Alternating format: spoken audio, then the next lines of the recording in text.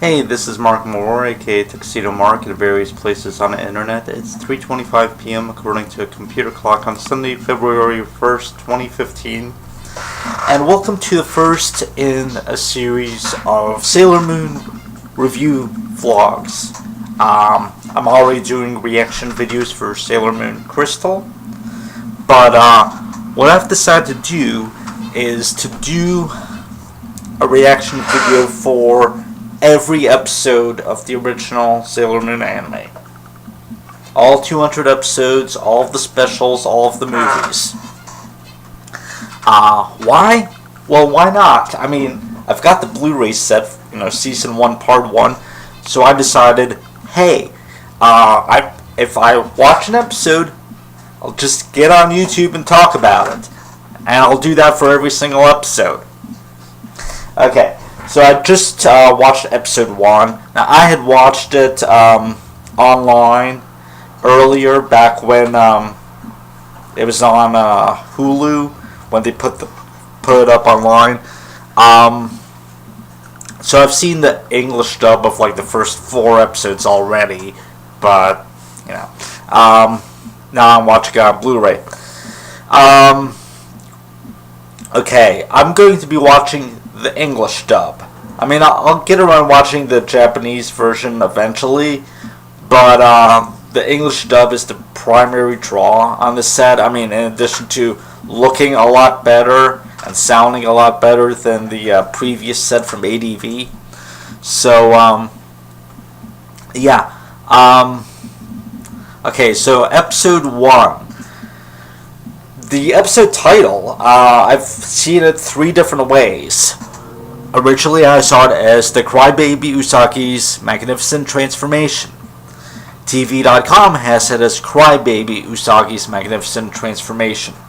And in the English dub, Stephanie Sheh says, The Crybaby Usagi's Magnificent Transformation. I don't know if that pause in there is accurate or not. She might have been instructed to do that based on the fact that most, if not all, later episode titles have like 2 sentences in them, or 2 phrases in them. I don't know. If anyone wants to chime in on that, go ahead. Anyway, this episode originally aired in Japan on March 7, 1992. TV.com says Saturday at 8 a.m. I don't know if that's true or not, but whatever. Okay, so overall, this is a nice, fun introductory episode. I really enjoy it. And it's based on Act 1 of the manga, with a few omissions. Not Andrew, sorry, I gotta stop using the Deke names. But, Motoki, the arcade owner, doesn't appear. Usagi stops by the arcade on her way home, but she doesn't actually go in, and she doesn't play the Sailor V game as she does in the manga. That's saved for later.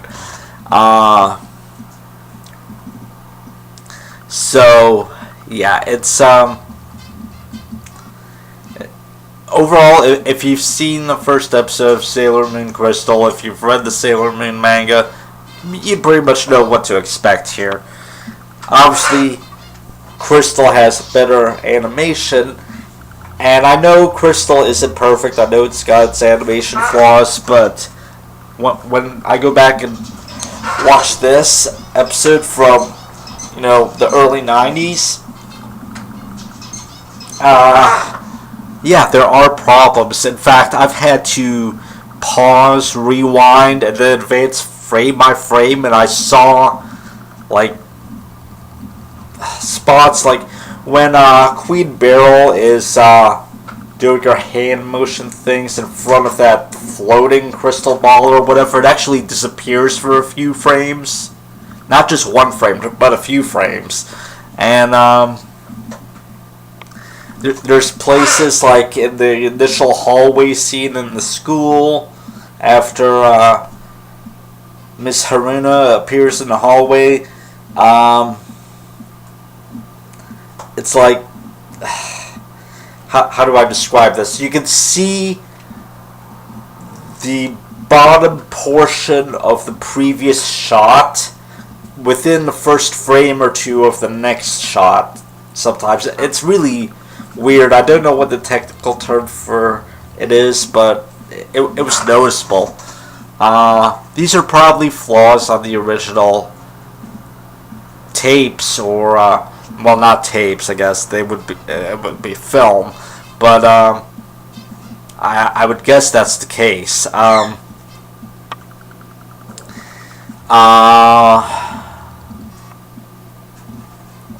Overall, though, it was a nice, fun episode. What else can I think of? Oh, there are some funny moments where, Tuxedo Mask in the original series, he's very much show up, throw a roast, give a speech to motivate Sailor Moon.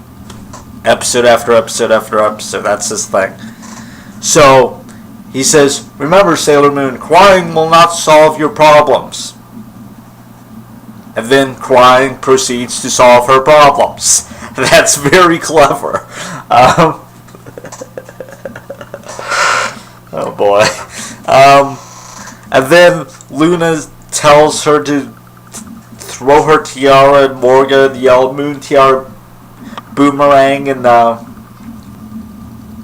Moon Tiara Action. Yeah, it's action. And Usagi's like, well, why would I want to do that? What's gonna happen? It's like, Usagi, listen to the talking cat. She's led you this far. Anyway, what else?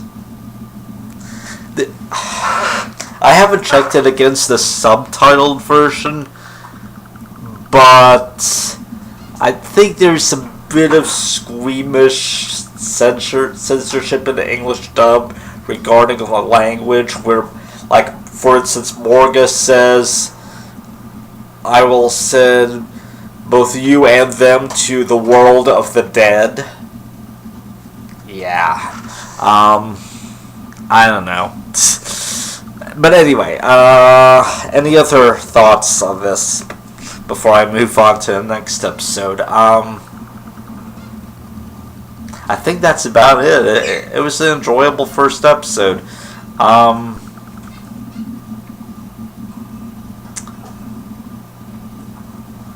So, I'm not quite sure why Morga allowed Naru to be the remaining unaffected person in the jewelry store. Why didn't she just give her a ring or something and say, hey, Naru, here, try this on? And then it would suck her energy up. Why didn't she do that? But, yeah. Then she couldn't call Usagi for help. By the way, that thing where Usagi receives Naru's cry for help within her bun jewel things, that never shows up again. Also, apparently those things amplify Usagi's cries. That leads to a crying attack thing. Yeah. There's a lot of stuff in this first episode. Weird stuff like that just doesn't show up again. But overall, everything's set in place, so here we go.